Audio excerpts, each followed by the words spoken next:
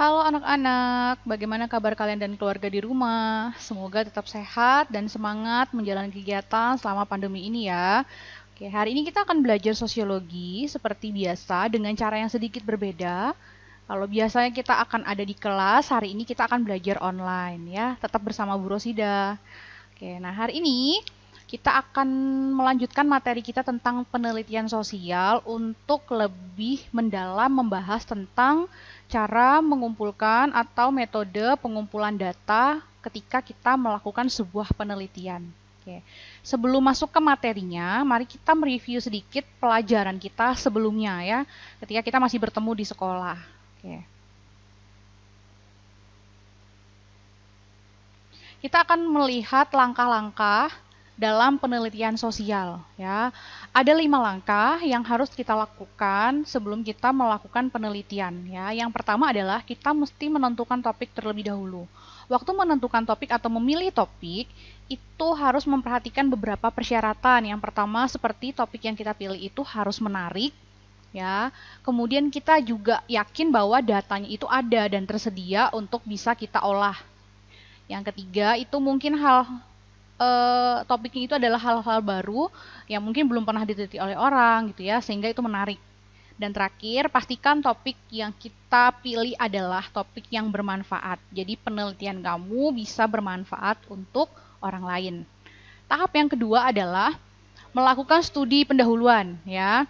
Nah, waktu kamu melakukan studi pendahuluan, kamu bisa lakukan di perpustakaan, mencari di internet atau bahkan berkonsultasi dengan para ahli ya atau orang yang sudah pernah terlebih dahulu melakukan penelitian dengan topik yang sama seperti kamu lakukan. Oke. Tahapan yang ketiga adalah merumuskan masalah.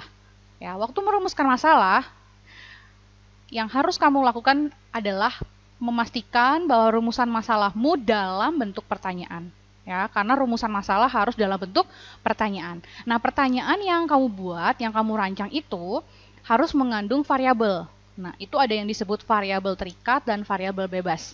Apa itu variabel bebas? Apa itu variabel terikat akan Ibu jelaskan di pertemuan selanjutnya. Semoga pertemuannya sudah di kelas ya, bukan online lagi.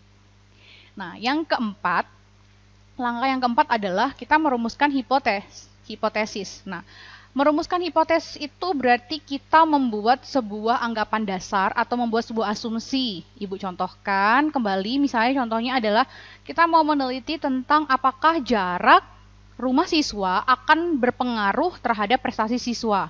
Nah, maka rumusan hipotesis yang akan kita buat ada dua kemungkinan. Yang pertama, akan ada pengaruh ya, jadi ada pengaruhnya jarak rumah siswa terhadap prestasi siswa. Atau yang kedua, hipotesis yang kedua adalah tidak ada pengaruh antara jarak rumah siswa terhadap prestasi siswa. Itu contoh dari merumuskan hipotesis. Oke. Tahapan yang terakhir yang akan kita pelajari secara mendalam hari ini adalah memilih metode pengumpulan data. Nah, memilih metode pengumpulan data berarti kita menentukan informasi atau data yang akan kita gunakan dalam penelitian kita dapatkan dengan cara apa, ya. Bisa dengan wawancara, angket, dan juga observasi. Oke, sekarang kita masuk di materi inti kita hari ini. Metode pengumpulan data. Yang pertama adalah wawancara. Artinya wawancara adalah berarti kita mengumpulkan data, mendapatkan informasi dengan berkomunikasi secara langsung dengan responden. Jadi bertemu langsung, melakukan tanya jawab dengan responden. Yang kedua adalah dengan angket. Artinya kita membuat sebuah instrumen tertulis, ya, rangkaian pertanyaan dalam bentuk tulisan dan kemudian dibagikan atau disebarkan kepada responden. Jadi bentuknya adalah pertanyaan tertulis. Yang ketiga, dengan melakukan observasi. Jadi kita memperhatikan objek yang akan kita teliti, memusatkan perhatian kita terhadap objek yang mau kita teliti. Kalau wawancara itu bertemu langsung, ya, namanya wawancara berarti itu harus dilakukan kepada manusia. Kan observasi wawancaranya respondennya harus manusia. Nah, kalau observasi, ya, kita bisa memperhatikan tingkah laku, memperhatikan sebuah kegiatan. Jadi tidak harus bentuknya respondennya adalah manusia ya, jadi bisa yang lain, tapi bentuknya adalah melalui observasi, memperhatikan, memusatkan perhatian terhadap objek melalui panca indera. Untuk melakukan wawancara, ya, ada kode etik yang perlu kita perhatikan. Yang pertama, sebagai pewawancara kita harus menjadi pendengar yang baik, bersikap ramah, berperilaku netral, berpenampilan sederhana, dan bersikap hormat kepada responden. Karena kita mengajukan pertanyaan, berarti kita memerlukan jawaban. Nah, berarti kita juga harus memberikan telinga kita ya menjadi pendengar yang baik terhadap responden yang memberikan jawaban. Entahkah responden memberikan jawaban secara singkat ataupun panjang, mendalam, ya, jadi kita tetap harus menjadi pendengar yang baik. Kemudian bersikap ramah kepada responden, ya, jangan galak-galak nanti respondennya takut, ya, jadi tidak terbuka. Kemudian berpenampilan sederhana, ya jelas ya, kita kan bukan mau kondangan, jadi berpenampilanlah yang rapi, sederhana, tapi juga tetap menarik, ya, sehingga responden pun nyaman berkomunikasi dengan kita. Selanjutnya, ada beberapa hal yang harus kita lakukan ketika kita melakukan wawancara. Yang pertama, pastikan bahwa kita menciptakan hubungan yang baik dengan responden. Ya, tidak mungkin kita datang ketemu sama responden, terus tiba-tiba langsung mengajukan pertanyaan, nggak mungkin ya. Jadi jalinlah hubungan yang baik, komunikasi yang baik, berkenalan, menyampaikan salam, ya. Buat suasana yang nyaman, yang enjoy, yang menarik, sehingga responden pun enak untuk memberikan tanggapan terhadap pertanyaan yang kita ajukan. Oke. Yang kedua, ya, kita menyampaikan pertanyaan sesuai instrumen. Nah, instrumennya apa? Instrumennya adalah daftar pertanyaan yang sudah terlebih dahulu kita buat, kita rancang sebelum kita bertemu dengan responden. Jadi nggak tiba-tiba kamu ketemu sama responden terus bingung. Saya mau ngapain? Saya mau tanya apa? Mau ngomong apa sama responden? Enggak ya. Jadi sudah dibuat terlebih dahulu instrumennya. Oke. Yang ketiga, jawaban responden itu harus dijawab dengan tepat dan jelas ya. Jadi nggak boleh dikarang-karang ya. Responden bilang A, terus waktu dalam laporan kamu tulisannya B, nggak boleh ya. Ada cara yang lebih baik juga untuk mencatat jawaban responden dengan tepat dan jelas. Itu juga kamu bisa mungkin merekam ya hasil wawancara kamu atau bahkan divideokan wawancara kamu sehingga ada bukti yang konkret yang nyata ya.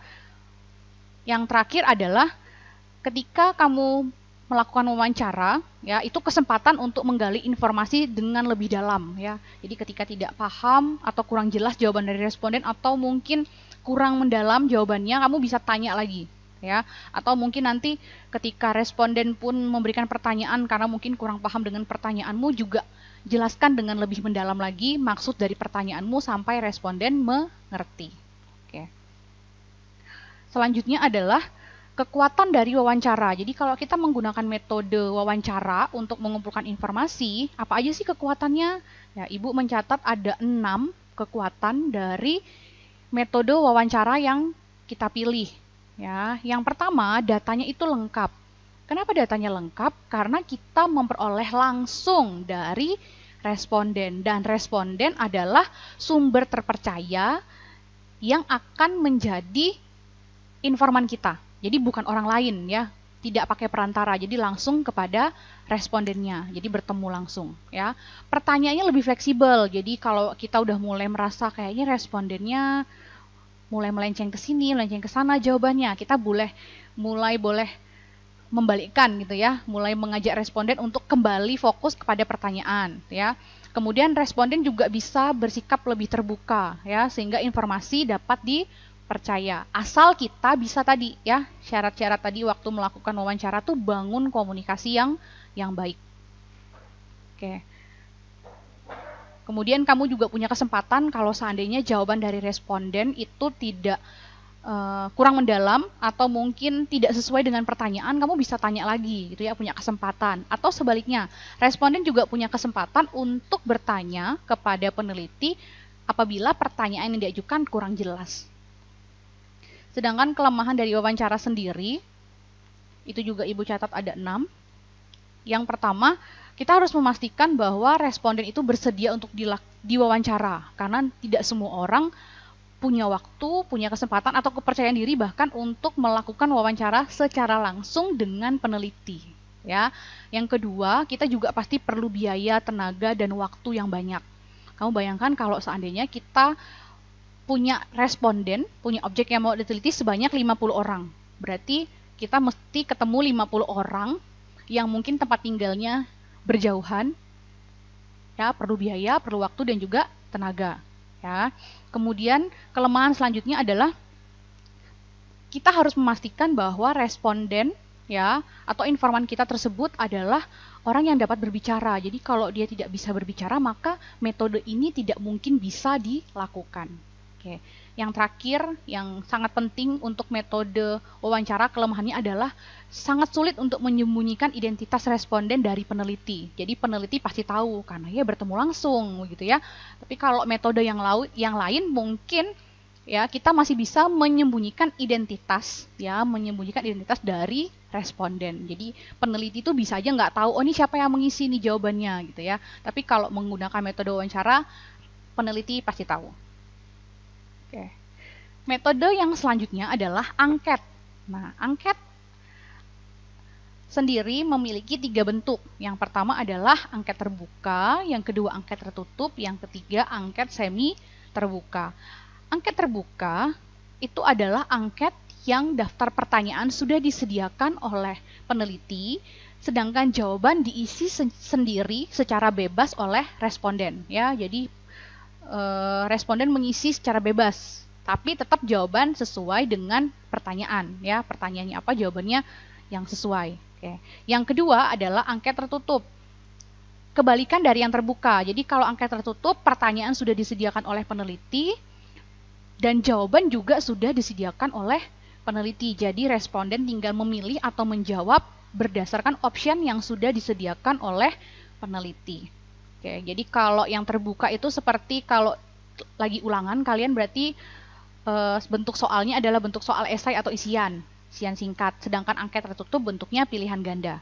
Nah, ada yang ketiga, ini gabungan dari keduanya ya, semi terbuka.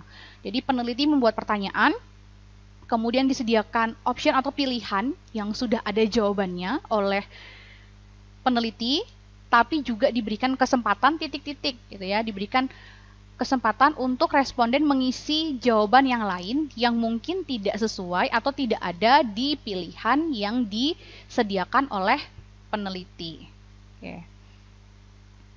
Waktu kita membuat angket, ada beberapa ketentuan yang harus kita lakukan ya. Yang pertama, hindari pertanyaan yang membingungkan. Biasanya, kita tuh bisa mengajukan 2 pertanyaan dalam 1 pertanyaan. Nah, waktu membuat angket itu tidak boleh. Jadi, pisahkan pertanyaan menjadi satu-satu pertanyaan, sehingga responden tidak menjadi bingung.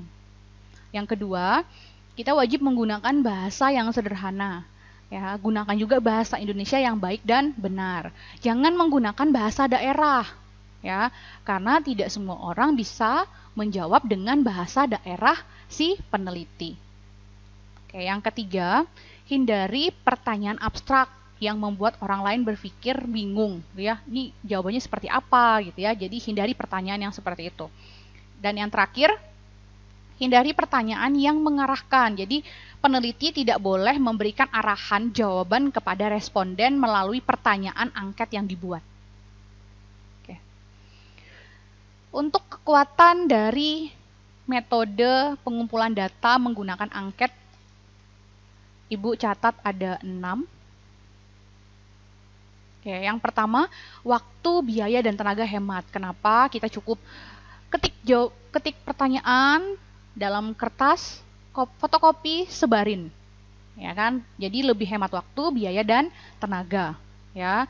Kemudian seluruh responden juga pasti mendapatkan pertanyaan yang sama. Kalau kita wawancara kan bisa berbeda-beda ya, ketemu si A nanyanya apa, si B apa, tergantung situasi dan kondisi, biasanya begitu. Ya, tapi kalau angket, karena pertanyaannya sudah diketik, sudah difotokopi, disebar, berarti pertanyaannya pasti sama.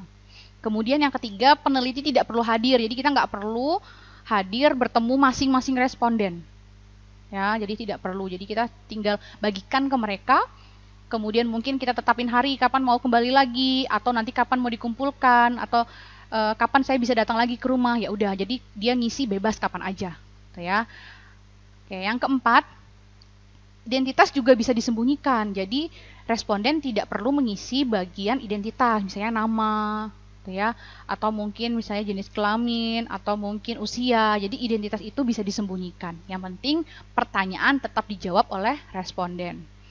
Ya, kemudian responden juga dapat menjawab pertanyaan dengan terbuka, karena identitasnya tadi bisa disembunyikan ya. Jadi mereka mungkin lebih bisa saja berkata lebih jujur. Kemudian yang terakhir, yang keenam, sangat cocok digunakan untuk jumlah responden yang banyak. Jadi kalau kita mau meneliti untuk objek yang sangat banyak, metode pengumpulan data ini adalah metode yang sangat tepat digunakan, yaitu angket. Ya, misalnya ada 100 orang, 200 orang yang jadi objeknya, itu cocok ya untuk pengambilan datanya. Kelemahannya sendiri untuk metode pengumpulan data menggunakan angket, oke, itu yang pertama adalah untuk responden yang buta huruf itu nggak bisa digunakan. Jadi kita harus memastikan bahwa responden kita tidak buta huruf. Ya, oke. Terus kadang responden itu nggak teliti ketika menjawab ya. Itu berkaitan antara nomor 2 dan nomor 5 itu berkaitan ya. Responden nggak teliti, tidak sesuai fakta ya, karena mau cepat-cepat aja mengisi jawaban kita yang tertulis tersebut ya, pertanyaan tertulis kita. Jadi kadang data yang kita peroleh itu tidak akurat ya, karena responden mau cepat-cepat menjawab pertanyaan. Karena tinggal checklist, centang, selesai. Yang ketiga, membuat angket itu nggak mudah ya, karena ada beberapa persyaratan ya. Kemudian yang keempat, angket itu bahkan bisa diisi bukan oleh responden yang kita mau, yang kita berikan tadi. Dia bisa suruh orang lain, suruh sepupunya, suruh orang tuanya, suruh anaknya. Jadi karena nggak kita lihat langsung ketika dia mengisi angket yang kita berikan. Oke, terakhir nomor 6.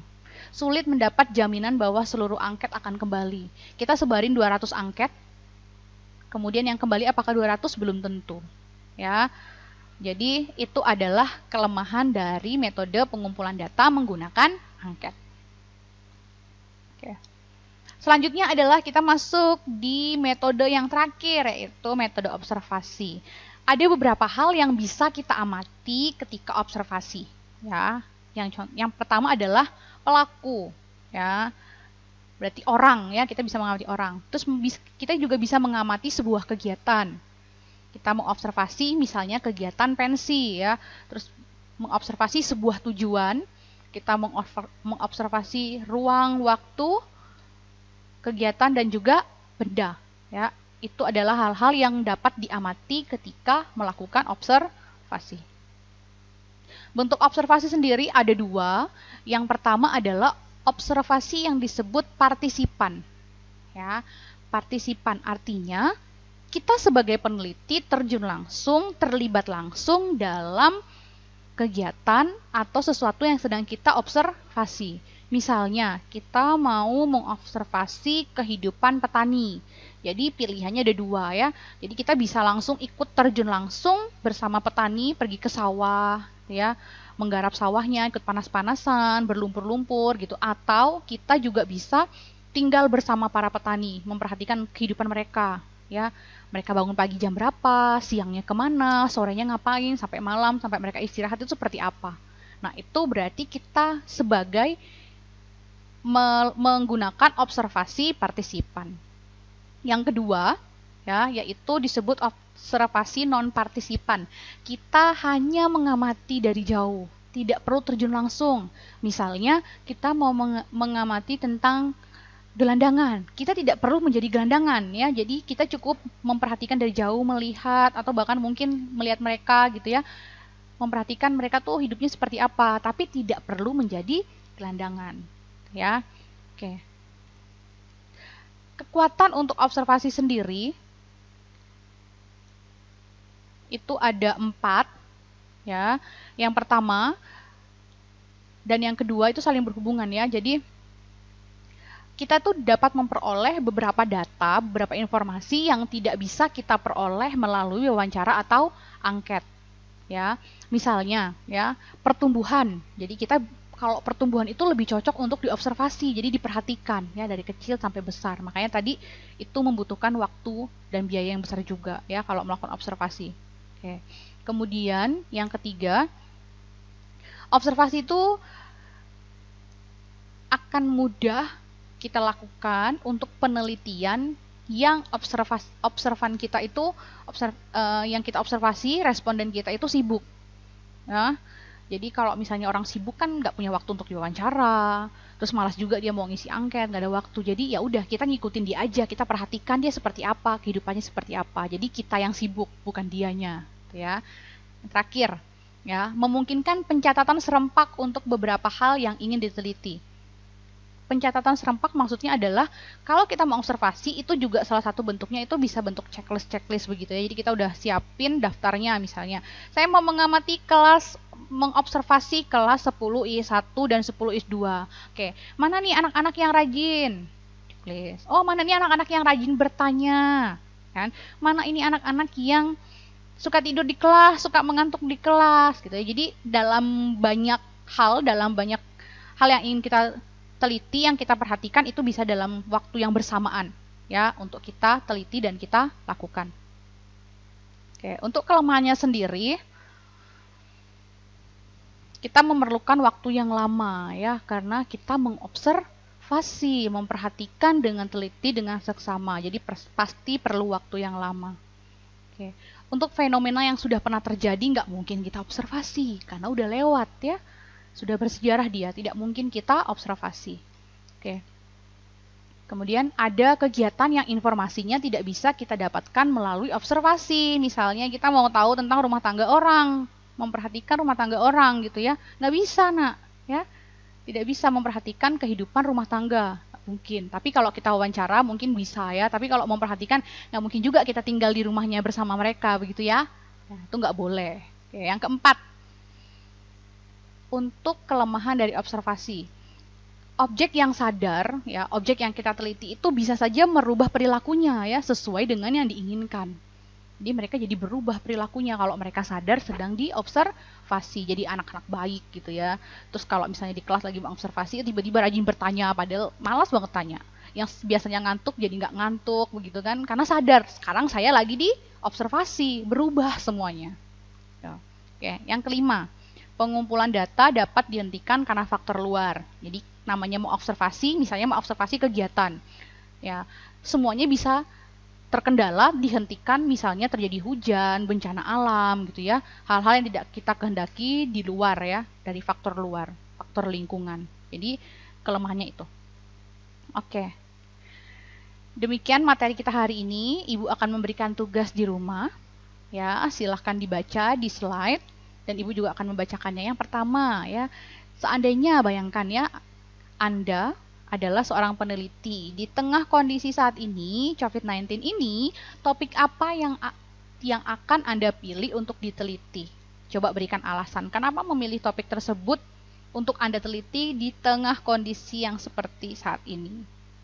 Oke, yang kedua, metode pengumpulan data apa yang akan Anda pilih? Ya, untuk mendapatkan informasi berkenaan dengan topik yang Anda pilih. Berikan juga alasan. Tugas ini akan dikumpulkan pada hari Senin, tanggal 4 Mei 2020 di grup WhatsApp Sosiologi yang sudah kita bentuk. Oke. Terakhir, nanti di description box itu akan ada link untuk kalian belajar mengulang materi yang sebelumnya. Jadi kakak-kakak kamu yang sekarang kelas 12 dan sudah akan lulus, mereka pernah membuat sebuah lagu. Ya, lagunya berisi ringkasan materi tentang penelitian sosial. Jadi kalau kamu mau belajar yang sederhana, yang lebih simpel, ya, itu juga bisa menonton lagu, menyaksikan atau menonton video ya di link yang akan Ibu bagikan. Oke. Selamat belajar di rumah, tetap semangat, bantu orang tua, stay di rumah saja. Sampai bertemu kembali di sekolah dalam keadaan yang sehat. Tuhan Yesus memberkati.